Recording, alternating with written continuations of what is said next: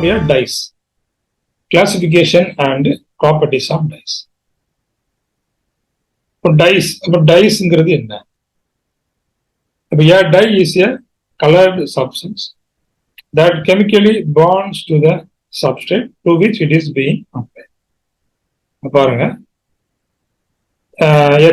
டைங்கிறது என்ன? Dye is a colour. இந்த துணிகளுக்கு நம்ம என்ன செய்வோம், சாயம் போட்டதான் என்ன செய்வோம், அது வந்து கலர்ஸ். துணிகளுக்கு வந்து கலர்ஸ் எப்படி வரும்? By applying dye. பாருங்க, that chemically bonds to the substrate to which it is being. அப்போ அது கெமிக்கலா என்ன செய்யுது, அது வந்துட்டு அட்டாச்மெண்ட் ஆகுது, துணி கூட வந்துட்டு கெமிக்கலி பாண்டிங் நடக்குது.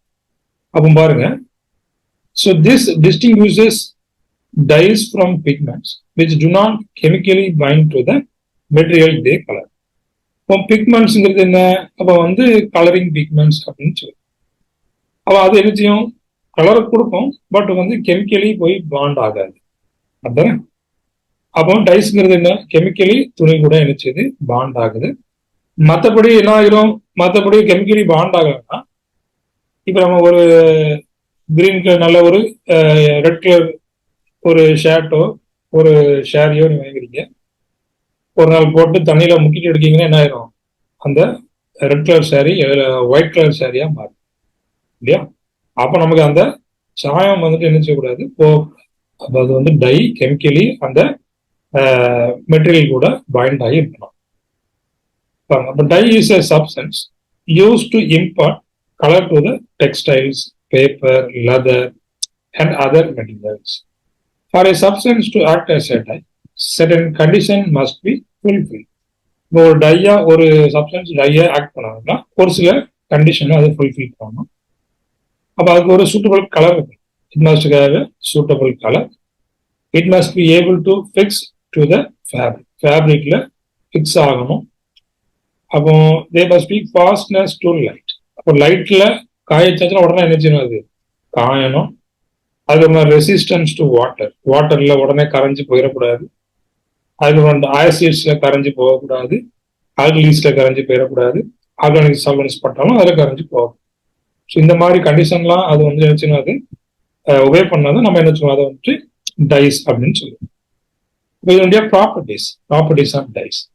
Dies generally soluble in water, வாட்டர்ல சாலிபிள் ஆகும். Dyes decomposes at boil temperature. அப்போ 100 degree Celsius அது decompose ஆகும். Basic dyes are poor fastness to light. அப்போ அது என்ன செய்யாது, ஈஸியா காயாது. லைட்ல பட்டா என்ன செய்யாது, அது ஈஸியா காயாது. பேசிக் டைஸ் நான் வச்சுக்காங்க. அடுத்த கிளாசிபிகேஷன் ஆஃப் டைஸ். அப்போ இந்த கிளாசிபிகேஷன் ஆஃப் டைஸ்ல இருந்து ஒரு கொஸ்டின் டெஃபினட்டா இருக்கும்.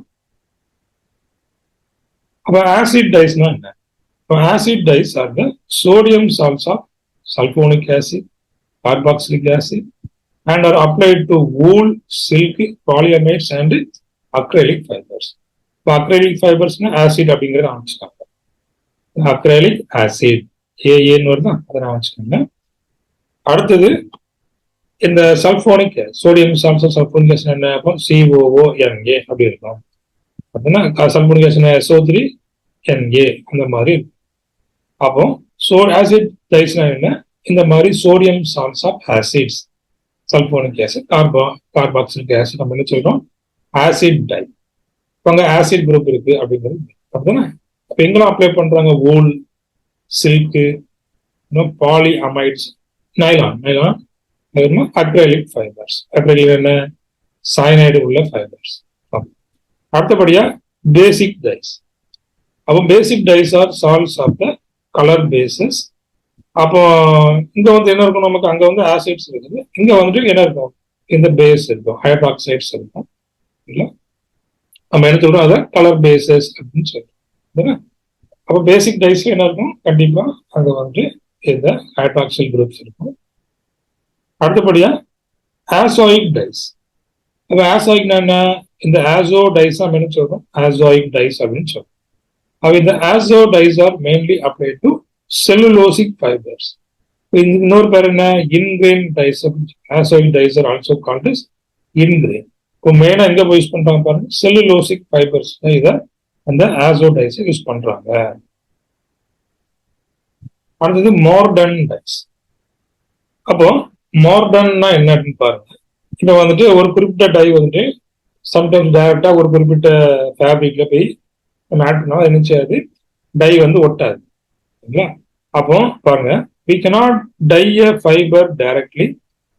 அப்போ டைரக்டா அப்ளை பண்ண முடியாது. அப்போ அதுக்கு என்ன பண்றோம், இன்னொன்று எக்ஸ்ட்ரா they require மார்டன். அதான் என்ன, இன்ஆர்கானிக் ஆக்சைடு நம்ம அதில் எக்ஸ்ட்ரா என்ன பண்றோம், இன்ஆர்கானிக் ஆக்சைட்ஸ் அதில் எக்ஸ்ட்ரா ஆட் பண்ணும்போது அந்த டை என்ன செய்யுது, அதில் அப்ளை ஆகுது, ஃபேப்ரிக்ல அது அப்ளை ஆகும். பாருங்க, for acidic dyes, for acidic dyes என்ன யூஸ் பண்றாங்க, இந்த மார்டன் மெட்டல் ஹைட்ராக்சைடு யூஸ் பண்றாங்க, மெட்டல் ஹைட்ராக்சைடு. அடுத்தது ஃபார் பேசிக் டைஸ் என்ன யூஸ் பண்றாங்க, டேனின், டேனிக் ஆசிட் யூஸ் பண்றாங்க. சரிங்களா? அப்போ பேசிக் டைஸ் சொல்லி இங்க ஆசிட் வருது அப்படின்னு நினைக்க கூடாது. என்ன இதுதான் டேனின்னா இதுக்கு வந்து நினைச்சுறாங்க, இந்த பேசிக் டைஸ் யூஸ் பண்ணும்போது இதை யூஸ் பண்றாங்க. அப்போ மார்டன் டைஸ்னா என்ன, இது வந்து எக்ஸ்ட்ரா அடிஷ்னலா இதை வந்து ஆட் பண்ணும்போது அந்த ஃபேப்ரிக்ல நல்லா அங்க ஒரு நல்ல ஒரு கான்டாக்ட் ஏற்படுது ஃபேப்ரிக்கும் டைஸ்க்கும் இடையில. இதுக்கு எக்ஸாம்பிள் கேட்பாங்க, அசிடிக் டைஸ்க்கு எக்ஸாம்பிள். அப்போ metal hydroxides for basic dyes வந்து டேனின் அதை யூஸ் பண்ணுறோம். அது மெட்டல் காம்ப்ளெக்ஸ் டைஸ். அடுத்து complex. So they are prepared as complexes which are then applied to the fibre. அப்போ அங்கே வந்து ஃபர்ஸ்ட் அதை வந்து காம்ப்ளெக்ஸ் டைஸை அதை வந்து ப்ரிப்பேர் பண்றாங்க. அப்போ dyes in form of complex, அவ்வளோதான்.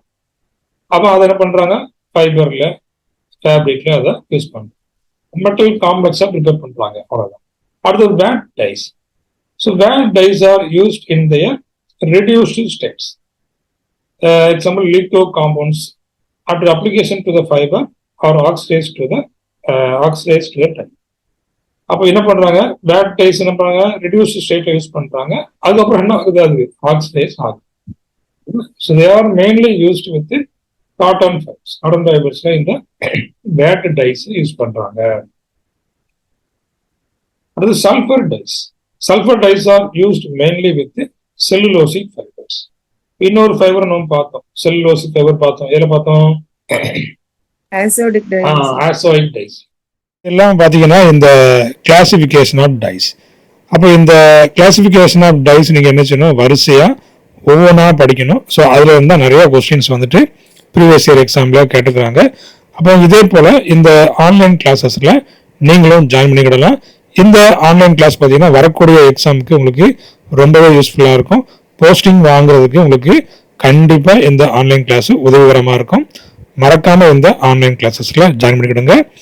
டெய்லி இந்த ஆன்லைன் கிளாஸஸ் நடந்துட்டு இருக்குது with question discussion, PDF notes கொடுத்துட்டு இருக்கிறேன். இந்த நோட்ஸ் உங்களுக்கு ரொம்ப யூஸ்ஃபுல்லாக இருக்கும். சரிங்களா? ப்ளஸ் ஆன்லைன் டெஸ்ட் இருக்குது.